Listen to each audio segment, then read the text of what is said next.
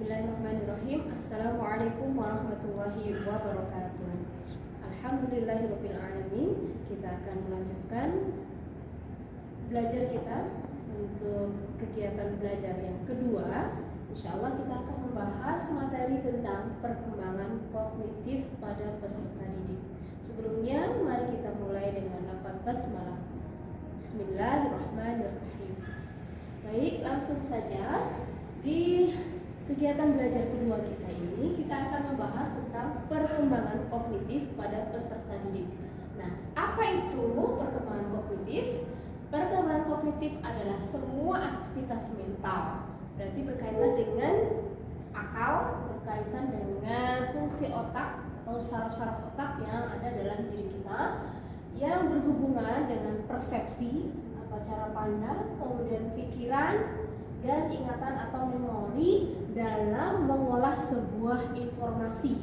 Jadi yang dimaksud dengan perkembangan kognitif ini adalah bagaimana kita mengetahui aktivitas mental dari peserta didik kita ini terstimulus dengan baik, ya, baik dari segi kemampuan mempersepsi sesuatu, memikirkan informasi dan mengingat semua informasi yang didapat, yang kemudian menjadi dan mengolahnya menjadi sebuah informasi.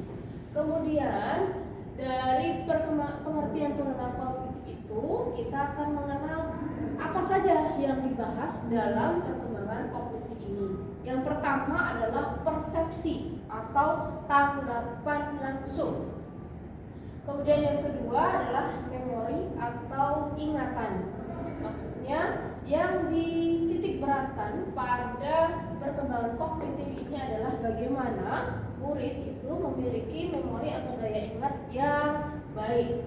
Kemudian memori ini, ya, menurut pakar dikategorikan menjadi 3. Yang pertama adalah memori sensoris, yaitu yang berkaitan dengan indrawi. Bagaimana dia memorinya bagus dari segi penglihatannya, pendengarannya, penciumannya, dan hal yang bersifat yang berkaitan dengan panca indera seseorang. Kemudian yang kedua, memori atau ingatan itu ada yang bersifat jangka pendek. Ada murid yang atau seseorang, ya, kalau kita sebagai guru berarti peserta didik kita itu ada yang memiliki memori dalam waktu jangka pendek, yaitu memori yang mudah sekali hilang, sangat cepat hilang, ya, tidak mampu mengendap lama dalam memori seseorang. Yang ketiga, ada memori jangka panjang. Memori jangka panjang ini berarti sebuah ingatan yang mampu direkam, disimpan dalam pikiran dalam waktu yang relatif panjang dan biasanya bersifat permanen. Untuk bisa memiliki memori dengan kemampuan permanen atau jangka panjang ini, maka peserta didik atau setiap kita itu memiliki daya konsentrasi yang cukup tinggi agar memori atau informasi yang kita dengar itu benar-benar tersimpan dalam otak bawah sadar kita. Kemudian yang ketiga, tahapan. Tahapan ini berkaitan dengan usia. Bagaimana perkembangan kognitif pada peserta didik dikategorikan berdasarkan usia ini agar kita bisa menindaklanjuti, agar kita bisa mengatasi, kemudian mengarahkan peserta didik itu sesuai dengan tahapan usianya. Yang pertama pada usia 0 sampai 2 tahun. Itu biasanya kemampuan atau perkembangan kognitifnya itu sensornya hanya bersifat motorik, jadi hanya pergerakan pada fisiknya saja. Kemudian pada usia 2 sampai 4 tahun disebut dengan tahapan praoperasional atau prakonseptual, yang mana pada usia ini mereka belum dapat berpikir secara abstrak. Artinya pada usia ini seorang anak baru bisa memikirkan sesuatu berdasarkan sesuatu yang dia lihat tersebut. Jadi belum mampu membayangkan. Jadi dia akan mempersepsikan apa yang dia lihat itu. Berbeda dengan pada usia 0 sampai 2 tahun ini.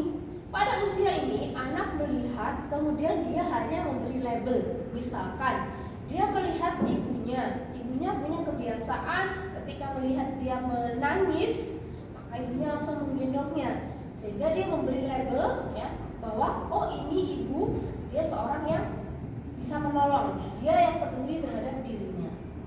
Berikutnya, tahapan pada usia 7 sampai dengan 11 tahun disebut dengan tahapan operasional konkret.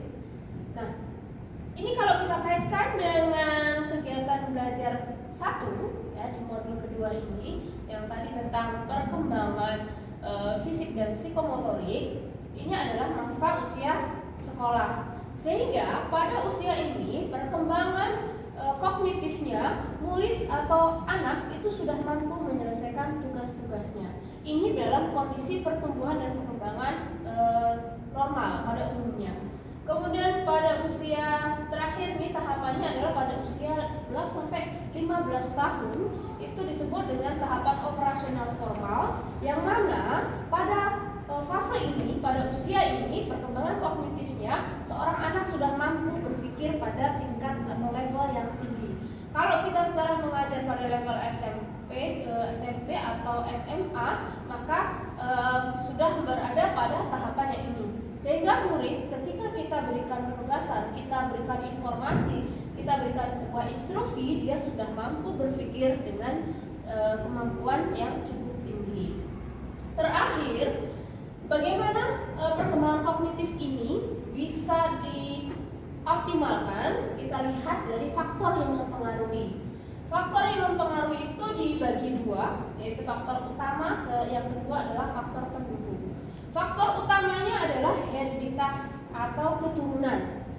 Seorang anak yang dilahirkan dari keluarga ayah atau ibunya dengan tingkat intelijensi yang tinggi, insya Allah dia memiliki potensi kemampuan atau perkembangan kognitifnya jauh lebih bagus dibandingkan dengan anak yang dilahirkan dari orang tua yang tingkat intelijensinya lebih rendah. Kemudian yang kedua yang menentukan adalah lingkungan. Tidak akan bisa faktor hereditas ini tidak akan mampu ya membantu seorang itu berkembang kemampuan kognitifnya jika lingkungannya tidak mendukung. Jadi faktornya yang kedua lingkungan dan hereditas ini saling mendukung. Lingkungan dibagi dua. Ketika anak itu berada dalam keluarga dan ketika dia berada di sekolah. Ketika dia berada di lingkungan keluarga, maka pihak keluarga atau orang-orang terdekatnya menjadi faktor penentu kemampuan kognitifnya itu berkembang dengan maksimal atau tidak. Kemudian yang kedua, faktor sekolah. Lingkungan sekolah sangat menentukan. Kenapa? Karena waktu yang dihabiskan anak ketika berada di sekolah itu juga cukup panjang, dan interaksi mereka dengan teman-teman, dengan bapak ibu guru itu juga sangat menentukan perkembangan kognitifnya. Yang kedua, ini faktor utama. Jadi faktor utama adalah hereditas dan lingkungan. Kemudian faktor pendukung, yang ini sifatnya kalau kita kembalikan kepada faktor utama sebenarnya adalah cabang dari faktor-faktor yang ada di poin pertama ini. Yang pertama, pendukungnya adalah kematangan organ tubuh. Artinya anak ini berkembang dari segi perkembangan fisiknya, dia sudah sempurna, maupun psikomotoriknya. Jadi secara fisik maupun psikomotorik berkembang dengan bagus, dengan imbang. Kemudian yang kedua, keterbukaan. Seorang anak berada pada situasi yang setiap hari yang dia dapati keterbukaan. Jadi dia mudah sekali bergaul dengan orang lain dan seterusnya. Itu menjadi faktor penentu juga kemampuan kognitifnya. Yang ketiga, minat dan bakat.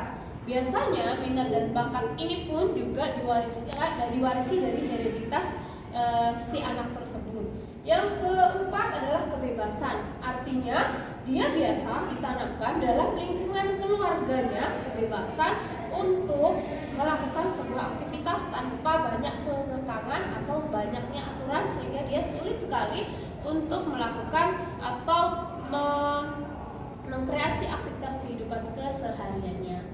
Baik, mungkin itu saja yang bisa saya sampaikan terkait dengan perkembangan kognitif pada peserta didik. Semoga ilmu yang kita dapatkan menjadikan kita semuanya sebagai pendidik mampu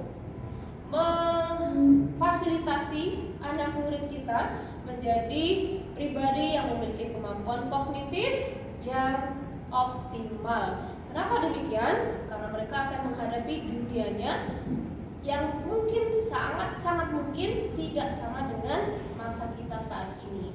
Terima kasih, demikian pembahasan tentang perkembangan kognitif pada peserta didik. Kita akhiri dengan hamdalah. Alhamdulillahirabbil alamin. Wassalamualaikum warahmatullahi wabarakatuh.